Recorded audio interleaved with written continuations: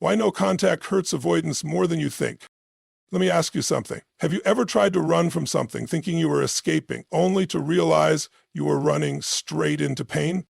That's exactly what happens to avoidant people in relationships. They pull away, they create distance, they build walls because somewhere deep inside they believe that closeness equals pain, that intimacy is a trap. So when you go no contact, when you give them exactly what they think they want, you think they're unaffected. But here's the truth.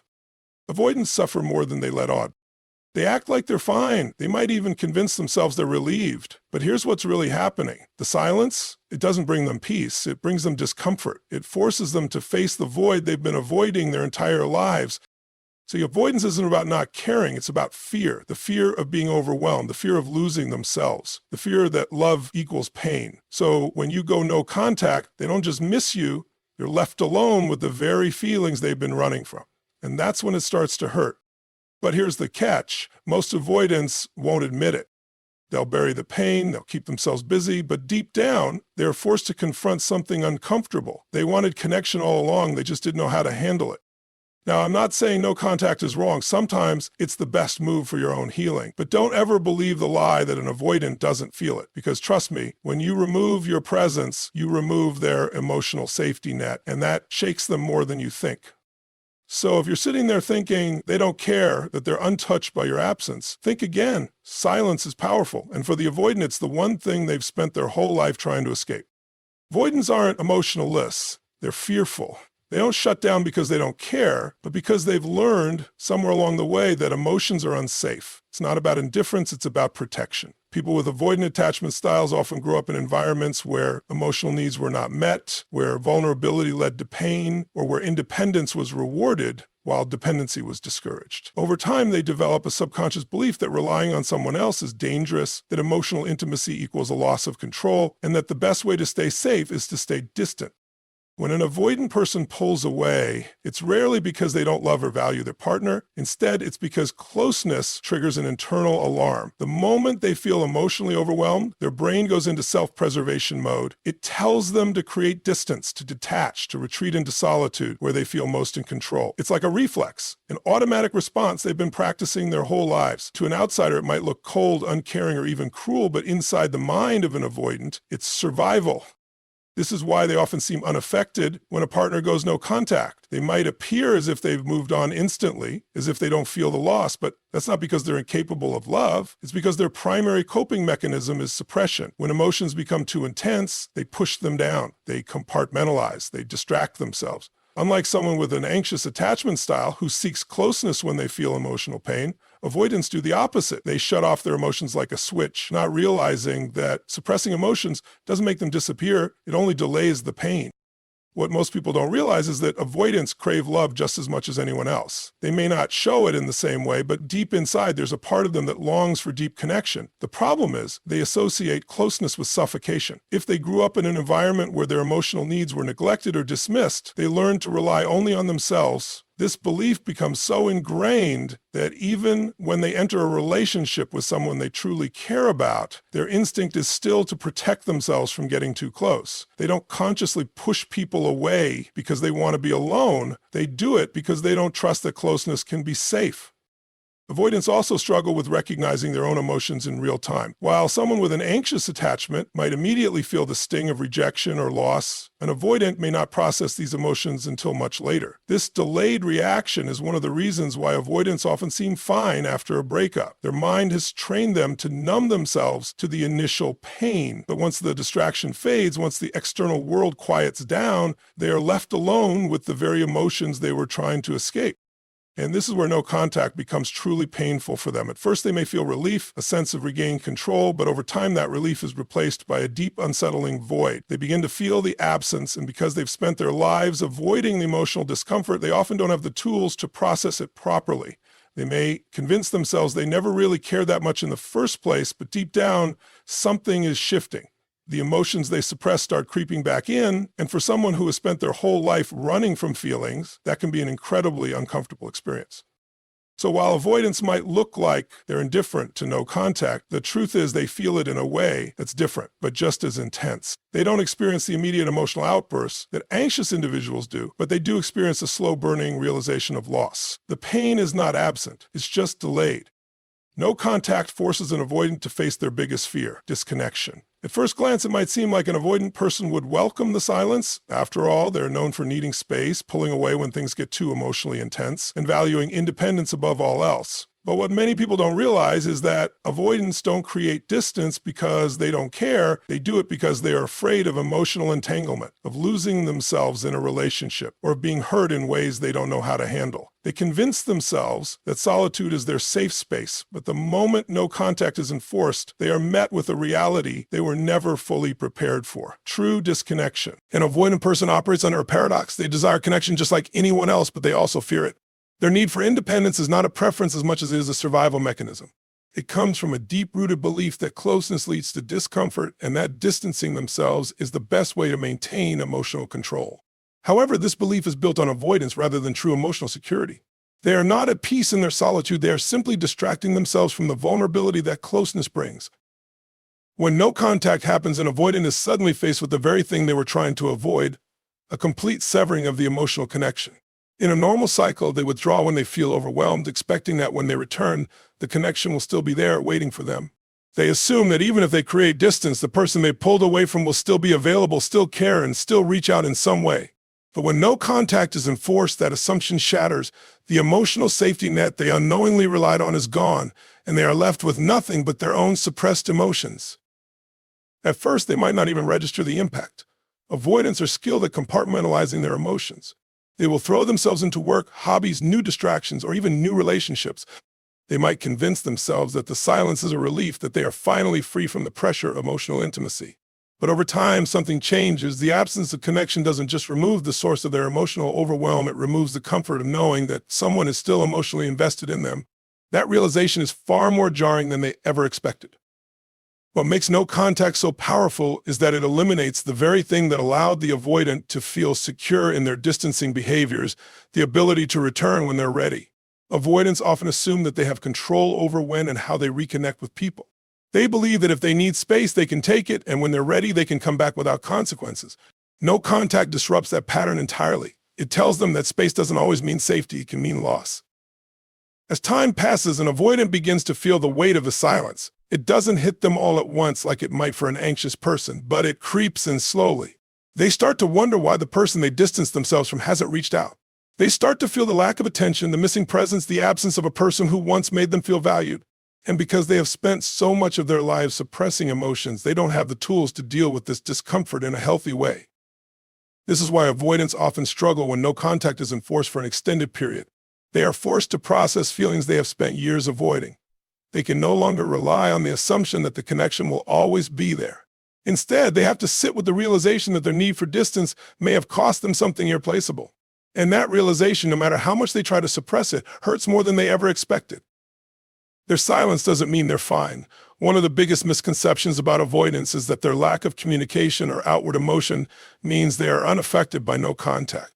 People assume that because they are not reaching out, expressing sadness, or visibly reacting, they must have moved on effortlessly. But that assumption couldn't be further from the truth. Avoidants don't process emotions the same way others do. Their instinct is not to express feelings, but to suppress them. Their silence is not a reflection of their emotional state, it is a defense mechanism. Avoidants have spent most of their lives learning to push down uncomfortable emotions. This behavior often develops in childhood, where they may have been taught, directly or indirectly, that showing emotions led to rejection, discomfort, or even punishment. When a child's emotional needs are not met consistently, they adapt by shutting down those needs altogether. Over time, this pattern solidifies into a belief that emotions, especially those tied to vulnerability and connection, are a threat rather than something to be embraced. So when no contact is initiated, an avoidant's first reaction is not distress but detachment. Their brain immediately goes into self-preservation mode, telling them that they don't need the person who has stepped away. They might even feel relief at first, thinking they have successfully avoided another emotionally overwhelming situation. They tell themselves that they are better off alone, that they never needed the relationship in the first place. But what's actually happening is that their body and mind are delaying the emotional impact rather than erasing it. Instead of feeling their emotions in real time, avoidants tend to experience a delayed emotional response. Unlike someone with an anxious attachment, who immediately feels the pain of separation, an avoidant person's coping mechanism is to bury the pain until it can no longer be ignored. So this delay can last days, weeks, or even months, depending on the depth of the connection. In the meantime, they fill their lives with distractions, work, hobbies, social events, or even new relationships. Anything that keeps them from sitting in silence with their own thoughts. But avoidance is not the same as healing. Just because an avoidant isn't outwardly expressing sadness doesn't mean they aren't feeling it. The longer they go without contact, the more the reality of the absence begins to sink in. They might catch themselves expecting a message that never comes, thinking about shared memories, or wondering why the person they once kept at arm's length has not tried to reconnect. And because they struggle with identifying and processing emotions, these feelings often manifest as irritation, frustration, or even numbness rather than obvious sadness. Avoidants don't just avoid others, they avoid themselves. When faced with no contact, they are forced to confront the very emotions they have spent their entire lives running from. They start to realize that the emotional distance they created wasn't protecting them from pain, it was only postponing it. And when that pain finally surfaces, it can be overwhelming. But instead of reaching out, many avoidants double down on their detachment, convincing themselves that they don't care, even when their actions suggest otherwise. This is why so many people misinterpret an avoidant silence as indifference. The truth is, avoidants don't respond in the way most people expect because they are trapped in their own internal battle. They struggle to acknowledge their own emotions, let alone express them to someone else. So while it might look like they are perfectly fine, beneath the surface they are wrestling with a discomfort they don't know how to handle. The pain is there, it just doesn't show up in the way most people recognize. They wanted connection all along, but didn't know how to handle it. Avoidants are often misunderstood as people who don't need or desire deep emotional bonds, but the truth is far more complex. They crave connection, just like anyone else, but their relationship with intimacy is complicated. Deep down, there is a part of them that longs for closeness, but at the same time, they fear it. They've spent so much of their lives associating emotional intimacy with discomfort, loss of control, or even rejection that they don't know how to embrace it in a healthy way. This fear of closeness doesn't come from a lack of feeling, it comes from too much feeling. Many avoidants have a heightened sensitivity to emotions, but instead of expressing them openly, they suppress them as a survival mechanism. Somewhere along the way, they learned that emotional vulnerability led to pain. Maybe their caregivers were emotionally unavailable, dismissive, or inconsistent. Maybe they were rewarded for being independent and discouraged from expressing neediness. Over time, they internalized the belief that relying on someone else was dangerous, that emotional closeness would only lead to disappointment, and that the safest way to navigate relationships was to keep people at a comfortable distance. Because of this, avoidants often send mixed signals in relationships. They enjoy the warmth of connection, but once it starts to feel too intense, they instinctively withdraw. This isn't because they don't care, it's because deep connection feels unfamiliar and overwhelming. When someone gets too close, their nervous system perceives it as a threat. They may start to feel trapped, overstimulated, or even irritated, not realizing that these feelings are actually masking a deeper fear of vulnerability. In their minds, distance equals safety and closeness equals risk. But here's where the real struggle begins. Despite their efforts to maintain emotional independence, avoidants still form attachments. They might not express it in the same way an anxious person would, but they do bond with people on a deep level. They just don't know how to manage that bond in a way that doesn't feel suffocating. When they feel connected to someone, a quiet internal battle begins. The desire for closeness clashes with the fear of losing themselves in the relationship. This inner conflict often leads to push and pull dynamics where they seek connection one moment and retreat the next. When no contact is enforced, avoidants are forced to confront the fact that the connection they once had is no longer available. At first, they may feel relieved, as if they regain control over their emotions. But as time passes, something unexpected happens. They start to feel the absence in a way they didn't anticipate. Because they are used to keeping emotions at bay, they don't immediately recognize what they are feeling. It might show up as irritation, restlessness, or even an inexplicable sense of emptiness. They may not consciously acknowledge that they miss the relationship, but their actions start to reveal the truth. Many avoidants struggle to understand their own emotional needs. They have spent so much time avoiding vulnerability that when faced with true disconnection, they don't have the tools to process it properly. They might try to convince themselves that they never really cared, that the relationship didn't matter, or that they are better off alone. But deep inside, something feels off. The stability, support, and emotional presence they once had is gone, and they don't know how to fill that space. This is why avoidants often take longer to feel the impact of no contact. Their emotional processing is delayed, but it is not absent. They eventually realize that the connection meant more to them than they allowed themselves to believe. And when that realization hits, it's not just painful, it's unsettling. Because for the first time, they are faced with a truth they've been running from their entire lives. They wanted closeness all along. They just didn't know how to hold on to it. No contact is powerful because it removes what they once took for granted. Avoidants operate under the assumption that space is always available to them, that they can create distance whenever they feel overwhelmed, and that when they are ready, they can return. This pattern is deeply ingrained in how they handle relationships. They withdraw when emotions feel too intense, expecting that the other person will still be there when they decide to re-engage. However, when no contact is enforced, it disrupts this expectation entirely. Suddenly, the connection they assumed was secure is gone, and for the first time, they are faced with the reality that their avoidance has consequences. At first, they may not even recognize the impact. Avoidants are skilled at detaching from emotions, so their initial response is often relief. They may tell themselves that they have regained control, that they no longer have to navigate the complexities of emotional intimacy, or that life feels easier without the pressure of a relationship, but this relief is superficial. It is not true freedom. It is just the absence of an emotional trigger. Without realizing it, they depended on the relationship to provide a sense of security, even if they resisted its emotional demands. As time passes, the absence begins to register in ways they did not anticipate. Avoidants do not typically process emotions in the moment. Instead, they suppress and compartmentalize them. But emotions, no matter how deeply buried, have a way of surfacing. The quiet moments become louder. The distractions they once relied on start to feel empty. They might notice small things, a song, a phrase, a place they used to go together, that bring an unexpected wave of discomfort. This discomfort is unfamiliar to them, and because they are not used to confronting their feelings directly, they may struggle to understand what is happening. One of the biggest realizations avoidants face during no contact is that the connection they had was not as easily replaceable as they once believed. Many avoidants hold this subconscious belief that relationships are interchangeable, that if one ends, another can take its place without much emotional fallout. But when no contact is maintained, they are forced to sit with the loss. They begin to realize that the bond they had was unique, that the person they distanced themselves from was not just another option, but someone who provided a sense of stability they did not fully appreciate at the time.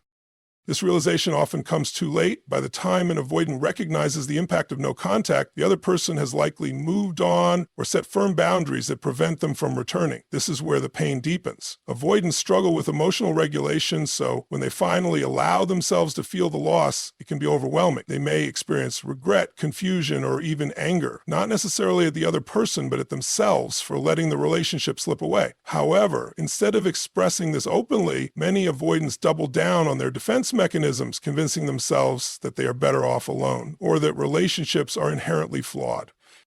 No contact is so powerful because it removes the emotional safety net that avoidants rely on. It forces them to confront the reality that people do not wait forever, that emotional detachment has real consequences, and that relationships require effort to maintain. While an avoidant may never openly admit that they are struggling, the absence speaks louder than any word. They are left with a truth they can no longer avoid. The connection they thought they could take for granted is gone, and they are left to face the void they spent so much time trying to escape.